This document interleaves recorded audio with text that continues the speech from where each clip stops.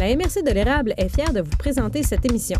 L'Érable, une terre de créativité où les forces créatives font la fierté du territoire de l'Érable. Bienvenue à cette nouvelle édition de l'Érable, terre de créativité. Aujourd'hui, nous visitons la municipalité d'Inverness.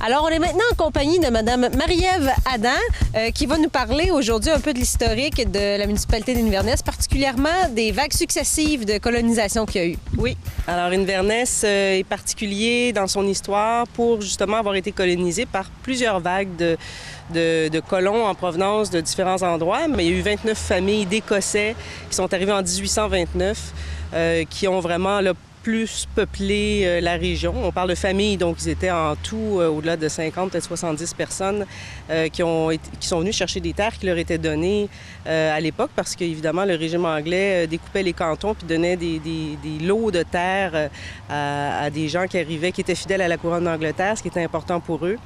Et donc, on se trouve ici dans un cimetière protestant, donc plus précisément presbytérien, où on retrouve aussi des pierres tombales de gens qui sont arrivés de l'île d'Aran en Écosse dans cette vague de 1829 et qui sont morts ici au centre du village, à Inverness, et qui ont été enterrés au centre du village Inverness dans le cimetière presbytérien.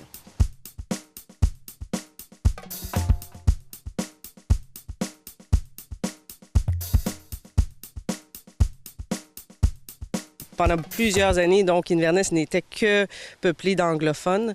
Et là, on parle du 20e siècle, là, à peu près au milieu du 20e siècle. Là, les seigneuries près du fleuve commençaient à être surpeuplées parce que les Canadiens français faisaient beaucoup d'enfants. Alors, il manquait d'espace. Ils se sont dirigés plus vers le sud et là, sont arrivés des Canadiens français.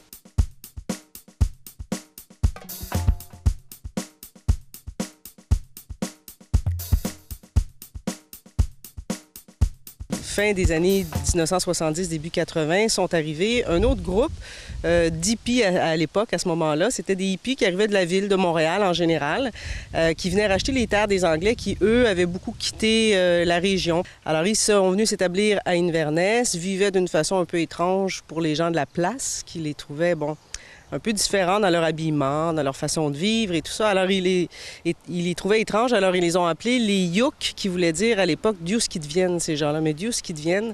Mais ce qui a été intéressant pour Inverness, c'est qu'il y avait beaucoup d'artistes à travers ces gens-là, de gens très innovants.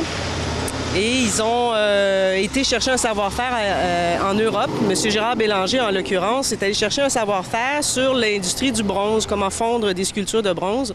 Et il est revenu implanter ça à Inverness. Alors aujourd'hui, Inverness est le seul endroit au Québec, en fait, où on peut faire des fonderies, fondre du bronze, des œuvres en bronze. Il y a 2 fonderies ici, il y a un musée du bronze.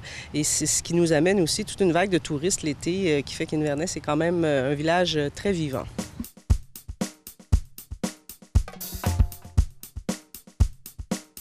Alors, on se trouve maintenant en face du Musée du bronze en compagnie de M. Gilles Pelletier, membre du conseil d'administration, qui va nous parler un petit peu du musée et de sa place dans la communauté. Alors, bonjour, Ève. Bon, alors, c'est important de différencier le musée des fonderies. Alors, le musée du bronze, ici, à Inverness, c'est simplement pour reconnaître les bronzes. Qu'est-ce qu'un bronze? Comment c'est fait? Et ainsi de suite. Alors, quand on vient au musée, le touriste, le citoyen en général, peut voir les pièces qui ont été faites par des sculpteurs, qui ont été fondues dans les fonderies ici d'Inverness, mais aussi ils peuvent savoir un peu comment est-ce que se fait un bronze. En plus, à chaque année, on a une exposition. On a toujours une exposition permanente, des éditions qui appartiennent au musée, mais on a également une exposition avec un thème. Comme cette année, c'était bien le fun, c'était on appelait ça le Eros, le bronze que l'on peut toucher. OK? Et puis, ça a été bien le fun parce qu'il y a une cinquantaine de sculpteurs de partout nous ont répondu. Ils ont emmené leur sculpture ici. Et puis, c'est comme de raison, c'est Eros, donc ça a rapport surtout à la femme.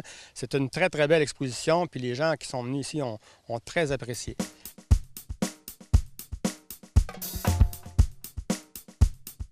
Alors, nous sommes maintenant en compagnie de M. Denis Gagnon de l'Atelier du bronze et de la Galerie Denis Gagnon. On est présentement dans la galerie. Bonjour, M. Gagnon. Bonjour. Donc, à quel moment est-ce que votre entreprise familiale, il faut le dire, a été fondée? L'entreprise a été fondée en 1989. Ça a parti dans un petit garage et puis maintenant, c'est rendu à la dimension là, qu'on occupe, là, à peu près 20 000 pieds carrés de surface de travail et d'entreposage, la galerie et la fonderie. C'est une entreprise familiale. Les 3 enfants, Marilyn, Jean-François, Pierre-André, travaillent dans la fonderie. Avec Lise, moi ici, je m'occupe de la galerie. Et puis, c'est ça. La galerie, c'est quand même nouveau ici. Ça fait à peu près 3 ans, 2 à 3 ans qu'on a commencé ça en ENOF. Là, et puis, on est en train de trouver la formule comme il faut là, pour que ça rende service, aux sculpteurs avec qui on travaille. C'est ça le but, viser de la galerie ici. Nous autres, on est en relation directe tout le temps avec les sculpteurs, ce qu'il n'y a pas, dans toutes les galeries à peu près, du Québec d'un bord et de l'autre. Au Canada, il y a environ 10 fonderies d'art. Il y en a 2 à Inverness, il y en a 4 dans le coin de Toronto, 2 à Vancouver, 1 en Saskatchewan, 1 en Alberta. Ça fait une dizaine en tout à peu près. C'est toutes des fonderies qui emploient entre 2 et 10 personnes. Nous autres, ici, on est les plus gros au Canada, on emploie une vingtaine. On a employé une vingtaine, 22 personnes même à un certain moment quand a rentré le contrat des joueurs de hockey du Centre Bell à Montréal en avant du Centre Bell. Ça avait été un rush rapide. Il fallait faire ça très rapidement, ces sculptures-là. Fait qu'on a monté à 22 dans ce temps-là. Ouais. Excellent. Donc, c'est une très belle entreprise familiale. Merci beaucoup, M. Gagnon, de nous avoir accueillis ici aujourd'hui. Bon Dieu, merci beaucoup.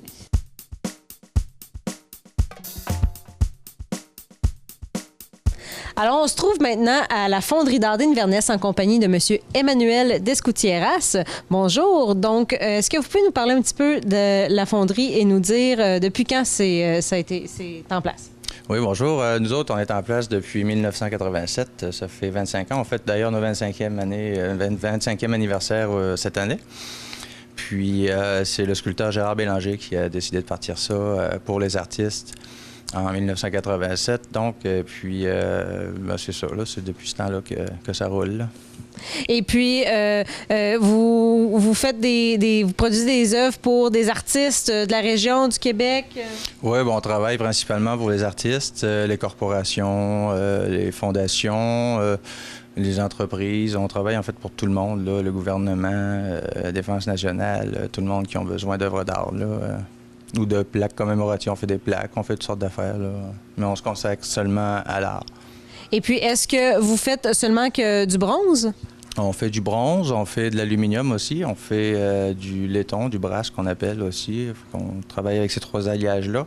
Pouvez-vous nous décrire brièvement, c'est quoi le cheminement d'un bronze à partir de l'artiste? Donc, l'artiste vient porter quelque chose et ensuite, qu'est-ce qui se passe? Oui, c'est ça. L'artiste nous amène sa pièce. Ça peut être en bois, en verre, en terre, en pierre, en n'importe quelle matière, en fait.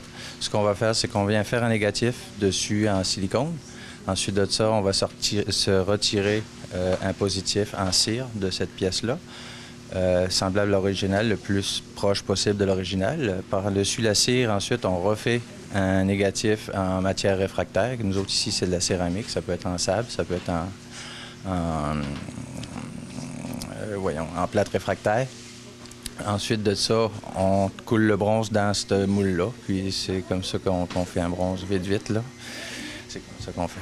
Puis aujourd'hui, on est très chanceux. Il y a une coulée de prévue, justement. Donc, vous allez nous amener voir ça. Oui, c'est ça. On va couler tantôt, là, dans pas longtemps. Et puis, c'est ça. Vous allez voir comment ça fonctionne un petit peu, là. Un petit peu plus, parce que c'est pas évident là, d'expliquer comme ça. Là. Le voir, c'est autre chose. Bien, merci beaucoup. On va aller voir ça.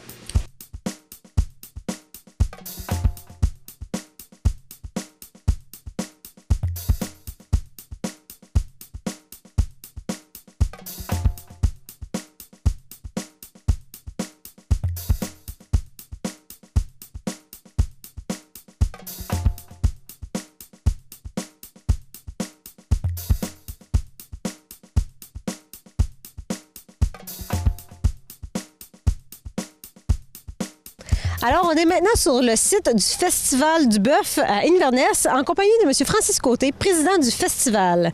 Donc, dites-moi, M. Côté, c'est quoi exactement le Festival du Bœuf? Bien, bonjour tout le monde. Le Festival du Bœuf a été mis sur pied il y a 32 ans pour venir en aide à la fabrique principalement. Mais au fil des années, avec l'ampleur que le festival a pris, c'est tous les organismes à but non lucratif de la paroisse qui sont concernés puis qui sont impliqués dans le festival. Par la force des choses, à mesure que le festival grandissait, on avait besoin de plus de bénévolat, fait que tout le monde s'était impliqué. Puis à mesure que le monde s'impliquait, les revenus augmentaient, fait que ça faisait plus de possibilités à distribuer aux organismes à but non lucratif. Et puis, y a-t-il combien de gens à peu près au festival à chaque année? Les dernières années, puis cette année a été supérieure, on comptait environ 30 000 personnes. Les chiffres pour cette année ne sont pas encore compilés, mais on a dépassé ça. 2000 campeurs. C'est incroyable. Cette année, la température était au rendez-vous, mais le monde y était aussi. L'atmosphère était à la fête, puis ça a donné de bons résultats. Puis quand on vient au Festival du Bœuf, qu'est-ce qu'on peut voir? Qu'est-ce qu'on peut expérimenter? Au festival, l'attraction principale, c'est sûr, c'est le rodéo, qui est disponible il y a seulement un prix d'entrée pour toutes les activités. C'est fort apprécié, on a beaucoup de commentaires. Le prix est abordable pour la famille. Le rodéo est inclus dans le prix d'entrée. Il est disponible sur 3 soirs. Il y a plus de 50 spectacles dans les différents points sur les salles, dans la salle de la grande tente, puis dans le saloon, puis sur la salle extérieure. C'est tout disponible au même prix. Vous pouvez changer de place. Il y a au-dessus de 50 spectacles. Il y a des activités pour les jeunes, il y a des jeux gonflables pour les jeunes. Puis il y a certainement nos repas, on a beaucoup de commentaires positifs aussi le samedi soir et le dimanche soir. Bien, merci beaucoup, M. Côté. Je pense que la meilleure façon de savoir c'est quoi le festival, c'est d'y participer, évidemment. Donc, vous pouvez peut-être inviter en tout dernier lieu les gens à la prochaine édition. Ça se passe à quel moment environ dans l'année? L'édition du Festival du Bœuf est toujours à la fin de semaine de la Fête du travail, à toutes les années. Fait qu'on invite tout le monde à la 33e édition, puis on va faire notre possible pour vous en donner pour votre argent, puis pour que vous ayez du plaisir. Merci beaucoup. Alors, c'est ce qui termine notre visite à Inverness aujourd'hui. J'espère que vous avez apprécié. Puis moi, je vais rester ici dans l'arène en attendant le prochain rodéo, je pense. La culture, c'est au premier degré un produit de la terre, mais aussi un état d'esprit, un savoir-faire, une idéologie commune, une personnalité collective. C'est un ensemble de traits qui distinguent et définissent l'érable dans le développement de son tissu. Ce que l'érable cultive d'abord et avant tout, c'est la créativité. Les grandes possibilités que celle-ci procure et la volonté d'évoluer offrent un terreau très fertile à l'émergence de projets novateurs et de nouvelles classes de gens d'affaires.